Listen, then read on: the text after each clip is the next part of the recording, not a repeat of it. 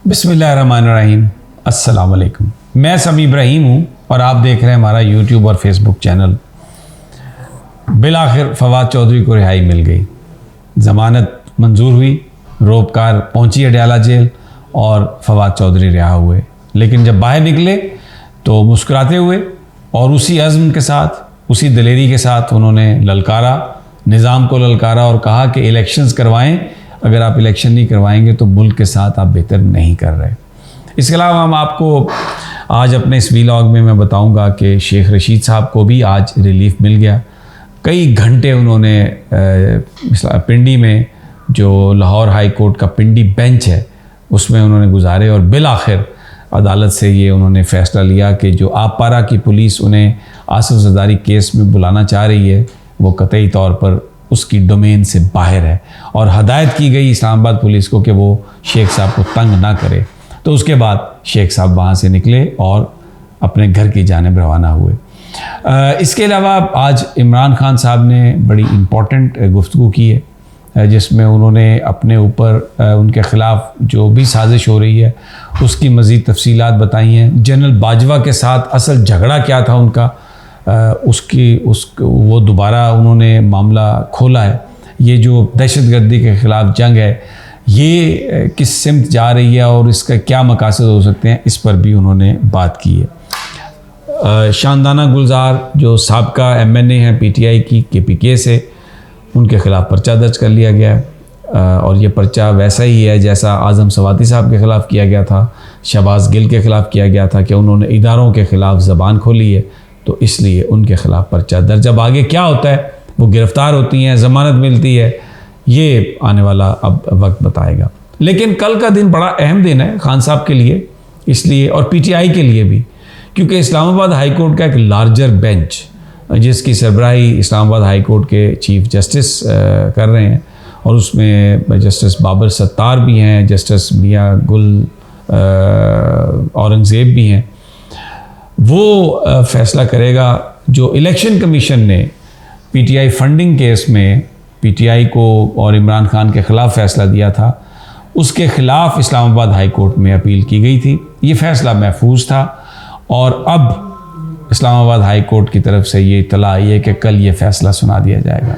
तो कल बड़ा अहम दिन है PTI के सियासी बतौर जमात सियासी मुस्तकबिल के हवाले से, इमरान खान साहब के हवाले से, क्योंकि Lahore high court, Islamabad high court एक अदालत है और अगर ये फ़ैसला इमरान खान साहब के ख़िलाफ़ आता है तो इसका मतलब है कि ये फिर एक कोर्ट का डिक्लेरेशन है जिसकी बुनियाद पर उनकी नाअहली के लिए सुपीरियर कोर्ट्स में मूव किया जा सकता है या इलेक्शन कमीशन फिर उन पर पाबंदी लगा सकता है। और ये जो बातें हो रही हैं कि उनको टेक्निकली नॉकआउट किया जाएगा, इसका कल के फ़ैसले पर बड़ा इन्हिसार है। लेट्स सी कि क्या इसका फ़ैसला आता है, कल हम आपको ये बताएंगे। आज जो इमरान खान साहब ने गुफ्तगू की है उसमें उन्होंने बड़ी खुलकर ये बात कही है कि दहशतगर्दी का बहाना बनाकर मुल्क में इंतखाबात का इल्तवा जो है वो अफसोसनाक है और जो भी इलेक्शन को 90 दिनों से आगे लेके जाएगा उस पर आर्टिकल 6 लगेगा। ये भी कहा इमरान खान ने कि ये PTI को ख़त्म करके इलेक्शन करवाना चाहते हैं। अब खान साहब का ये कहना कि ये PTI को ख़त्म करना चाहते हैं और मैंने अभी आपसे कहा है कि कल इस्लामाबाद हाई कोर्ट का फ़ैसला भी आने वाला है, तो ये बातें जो हैं ये हो सकता है ये कोइंसाइड भी कर जाएं। लेकिन इमरान खान की जो आज की गुफ्तगू थी उसमें ये पता चला, ये नज़र आ रहा था कि ये सारे का सारा निज़ाम ऐसा लगता है कि इमरान खान के ख़िलाफ़ मुत्तहद हो गया। उनके ऊपर जो वज़ीराबाद में कत्ल का जो हमला हुआ उसकी JIT को जिस तरीके से इमरान खान साहब ने बताया कि उसको बंद करने की कोशिश की गई है और सारा JIT का रिकॉर्ड सील कर दिया गया है और इस तरह लगता ये है कि इसके पीछे कोई बहुत ताकतवर है। उन्होंने सवाल किया कि कौन है वो जो इतना ताकतवर है और फिर उन्होंने ये भी बताया कि मेरे पास ठोस शवाहिद मौजूद हैं।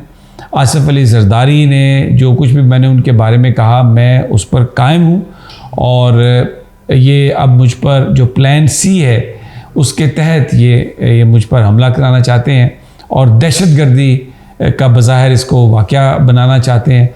लेकिन उन्होंने एक बड़ी इंटरेस्टिंग बात कही कि ये क़यामत की निशानी है कि आसिफ अली जरदारी मेरे खिलाफ हद के इज़्ज़त का दावा कर रहा है।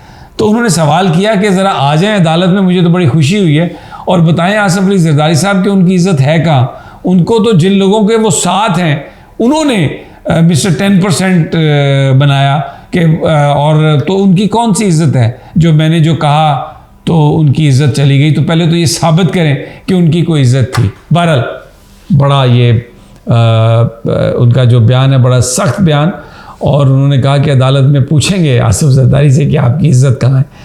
अब मसला ये है कि आज उन्होंने एक और बड़ी अहम बात कही कि जनरल बाजवा के साथ उनका झगड़ा क्या था। उन्होंने कहा बिल्कुल मामला ठीक थे, सिर्फ एक इशू पे झगड़ा हुआ कि उन्होंने ये कहा कि ये जो आप एहतसाब की बात करते हैं, जिन लोगों के खिलाफ करप्शन के चार्जेस हैं, यानी ये जो जरदारी साहब हैं, शरीफ खानदान है, इन चार्जेस को वापस लें और मिलकर काम करें, और हमें बिल्कुल कोई इसकी ज़रूरत नहीं है इस करप्शन के मामले में जाने की। अब दूसरा जो उन्होंने बात कही कि जो बेसिकली DGISI का जो मामला था जनरल फैज़ हमीद का, तो उन्होंने कहा कि आज जो दहशतगर्दी हो रही है बेसिकली वो मैं यही चाहता था कि क्योंकि हम अमेरिका की जो मर्ज़ी थी उसके हम ये चाह रहे थे कि किसी की भी मर्ज़ी न चले, जो अफ़गानिस्तान के अंदर जो रियलिटीज़ हैं उसके मुताबिक फ़ैसला हो, क्योंकि अगर वो हुकूमत वहाँ पर नाकाम होती है या आपस में खाना जंगी हो जाती है तो उसका फॉल आउट जो है वो पाकिस्तान पे आएगा। तो हमने वहाँ पर जो तालिबान थे उनकी हुकूमत बनी, और वो जो अमेरिका जैसे चाहता था कि एक यूनिटी हुकूमत बने वैसे वो नहीं बनी, तो वो बेसिकली एक नाराज़गी थी जिसकी वजह से ये सब कुछ हुआ। लेकिन मैं कोई DGISI इसलिए नहीं लगाना चाह रहा था, जनरल फैज़ हमीद को कंटिन्यू नहीं करवाना चाह रहा था कि उससे हमें कोई फ़ायदा होगा, उससे पाकिस्तान के फ़ायदे की मैं बात सोचता था, क्योंकि वो इस सारे मामले को हैंडल कर रहे थे। अब पीपल्स पार्टी ने इसकी तरदीद की है। शर्जील मेमन साहब ने कहा कि ये एक प्रोपेगेंडा है, ना कोई जरदारी साहब ने कोई कत्ल के लिए किसी को कुछ कहा है, और ना ही कोई पीपल्स पार्टी की इस तरह की कोई साजिश है। ये सब इमरान खान का एक प्रोपेगेंडा है। लेकिन बहरहाल आज की जो उनकी गुफ्तगू है उसमें उन्होंने कहा है कि मुझे इन्होंने हमला किया, मुझे ख़त्म करने की कोशिश की, लेकिन अगर ये समझते हैं कि ये PTI को ख़त्म कर देंगे तो मैं इन्हें बताना चाहता हूँ कि इनकी प्लानिंग अपनी जगह पे, लेकिन ऊपर जो सबसे बड़ा मालिक है उसकी भी एक प्लानिंग है। और मैं अगर वज़ीराबाद हमले में बचाऊँ तो इसका मतलब ये है कि मुझसे कुछ काम लेना है अल्लाह ताला ने, तो ये इंशाअल्लाह ताला मैं वो काम करके जाऊंगा। तो इसलिए इनकी जो सारी कोशिशें हैं नाकाम होगी। दूसरी जानब इस बात की तस्दीक हो गई है कि शाहिद खाकान अब्बासी ने सीनियर नायब सदारत के ओहदे से इस्तीफ़ा दे दिया है, लेकिन साथ ही उन्होंने इंदिया दिया है कि मैं पिछली तनख्वाह पर ही नौकरी करूंगा। उन्होंने कहा कि टिकट मैं नून लीग के टिकट पर इलेक्शन लड़ूंगा, पार्टी मैं नहीं छोड़ूंगा, और ओहदे का फ़ैसला जो है, मेरे इस्तीफ़े का फ़ैसला जनाब शहबाज शरीफ साहब करेंगे। और लेकिन मरीम नवाज़ को चीफ़ ऑर्गेनाइज़र बनाने की वजह से वो निकले यहाँ से अपनी पार्टी से, और भी कुछ नाम इस हवाले से लगता है कि वो निकलेंगे। मुशाहिद हुसैन सैयद भी जिस तरीके से बात कर रहे हैं, ऐसा लग रहा है कि इमरान खान की पार्टी में जो तोड़ फोड़ की कोशिशें थी वो तो अभी बाज़ाहिर हमें कामयाब होती नज़र नहीं आई, लेकिन ये नून लीग जो है ये तोड़ फोड़ का शिकार हो गई। अगली वीडियो तक इजाज़त दीजिए। अल्लाह निगहबान।